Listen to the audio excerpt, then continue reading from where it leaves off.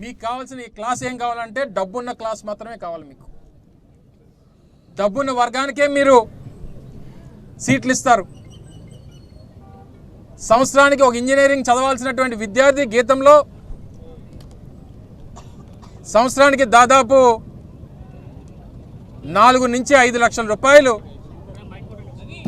ఫీజులు కట్టాల్సినటువంటి పరిస్థితి ఉంది. అంటే 4 సంవత్సరాలు ఇంజనీరింగ్ చేయాలంటే దాదాపు 34 లక్షలు ఖర్చు పెట్టాలి.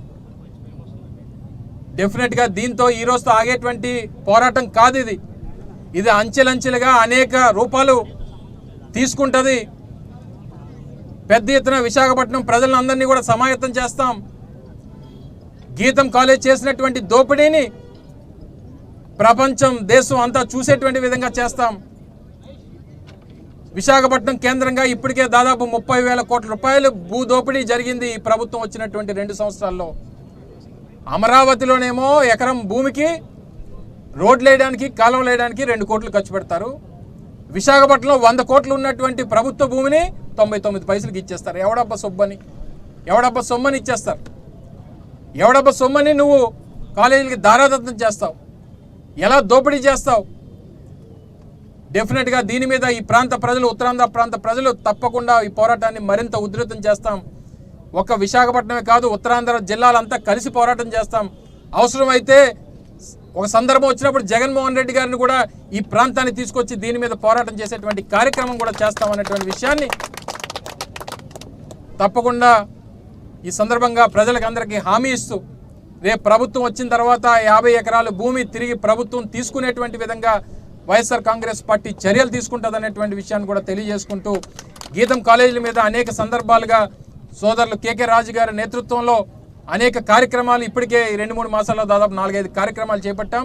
ఇంకా మేధావుల్ని అందరినీ కూడా కూర్చోబెట్టి అవసరమైతే రౌండ్ టేబుల్ సమావేశాలు కానీ, లేదా దీని మీద ఒక పెద్ద చర్చా కార్యక్రమాలు కానీ, ఒక సిగ్నేచర్ క్యాంపెయిన్ కానీ పెద్ద ఎత్తున దీని మీద టేకప్ చేస్తూ, ఎట్టి పరిస్థితుల్లో స్థానిక పార్లమెంట్ సభ్యుడు రాజీనామా చేసేంత వరకు, తనకు వచ్చినటువంటి పదవిని రాజీనామా చేసి నేను చేసింది తప్పు అని చెప్పి ఒప్పుకునేంత వరకు ఈ పోరాటాన్ని మరింత ముందుకు తీసుకెళ్తాం. ప్రభుత్వ ఆస్తుల్ని కాపాడి తీరుతాం అనేటువంటి విషయాన్ని మరొకసారి ఈ సందర్భంగా జగన్మోహన్ రెడ్డి గారి మాటగా ఈ ప్రాంత ప్రజానికానికి అందరికీ తెలియజేసుకుంటూ సెలవు తీసుకున్నాం. Thank you. జై హింద్, జై జగన్.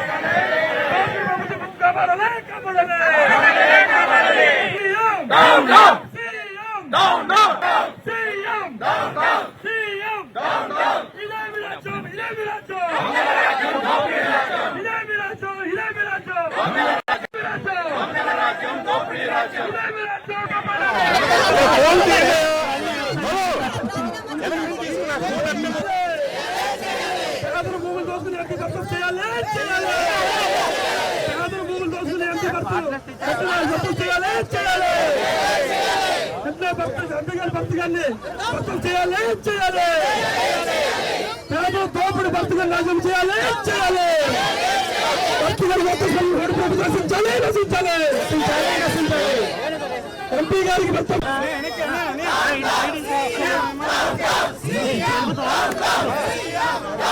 తీసుకోరని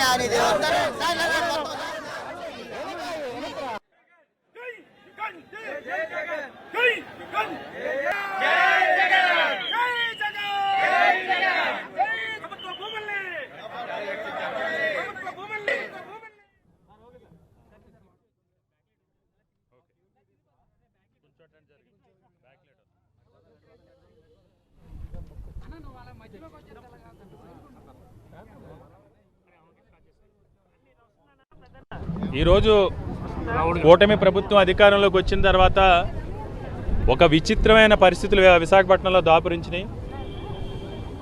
పేదవాడికి ఒక న్యాయం, పెత్తందాలకు ఒక న్యాయం, కూటమి ప్రభుత్వంలో ఉన్న ప్రజాప్రతినిధులకు ఒక న్యాయం.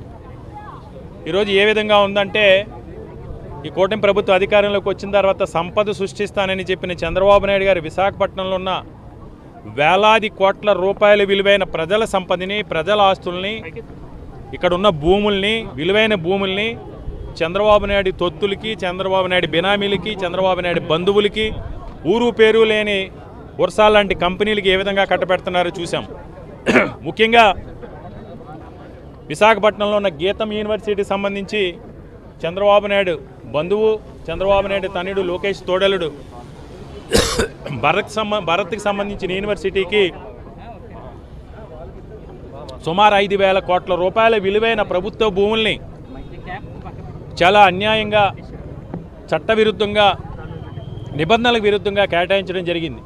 కేటాయించి ఆ భూముల్ని స్వాధీనం చేసుకోవడం కోసం స్థానిక సంస్థల్లో ఆ తీర్మానం చేయడం కోసం వెనకబడిన సామాజిక వర్గానికి సంబంధించి మేయర్ గారిని వందలాది కోట్ల రూపాయల ధన ప్రవాహంతో మేయర్ పదవి నుంచి అప్రజాస్వామ్యంగా దించి రౌడీజంతో ఈరోజు కౌన్సిల్లో తీర్మానం చేసి ప్రభుత్వానికి పంపించిన తర్వాత ప్రభుత్వంలో ఎలాంటి బదలాయింపు కూడా జరగకుండానే ఈరోజు పెద్ద ఎత్తున ఇక్కడ నిర్మాణాలు చేపడతా ఉన్నారు.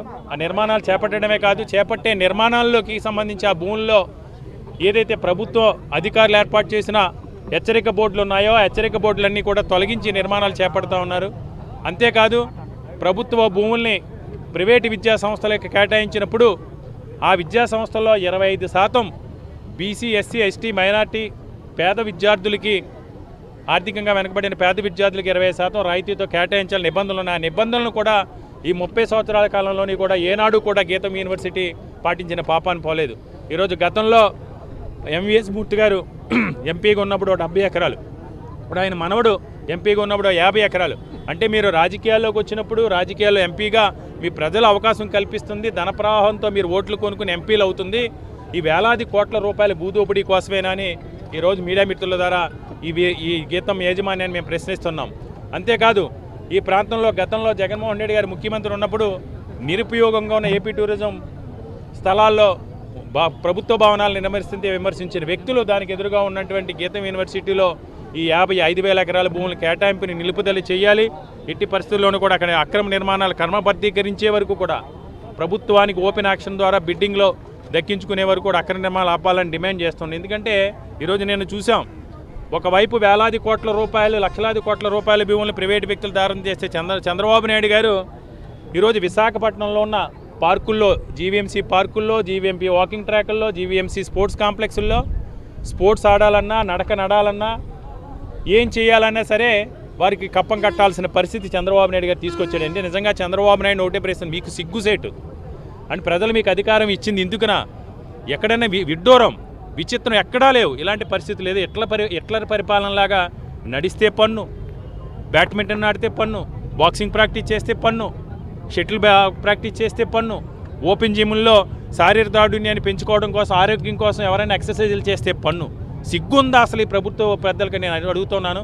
బుర్రలేని, మతిలేని కార్యక్రమాలన్నీ కూడా ఈ ప్రభుత్వం విశాఖపట్నంలో చేస్తూ ఉంది. ఎందుకంటే ముఖ్యంగా ఇది చాలా సిగ్గుచేటు. ఒకవైపు గీతం లాంటి యూనివర్సిటీకి వేలాది కోట్ల రూపాయలు భూములు కట్టబెట్టే మీరు ఇక్కడ నడిచేవాడికి పన్ను, ఆడుకునేవాడికి పన్ను, ఈ రేపొద్దుట నాకు తెలిసి శ్వాస ఇక్కడ పీల్చుకునే గాలికి కూడా చంద్రబాబు నాయుడు గారు పన్ను విధించిన ఆశ్చర్యపోవాల్సిన అవసరం లేదు. ఏది ఏమైనా గీతం యూనివర్సిటీ భూముల్ని ప్రభుత్వానికి అప్పచెప్పే వరకు, లేదా క్షమాపణ చెప్పి ఎంపీ గారు రాజీనామా చేసే వరకు కూడా యువజన విభాగాలు చేస్తున్న ఈ పోరాటానికి వైఎస్ఆర్ కాంగ్రెస్ పార్టీ 100% కూడా జగన్మోహన్ రెడ్డి గారి ఆదేశాల మరి మద్దతు తెలుపుతుంది.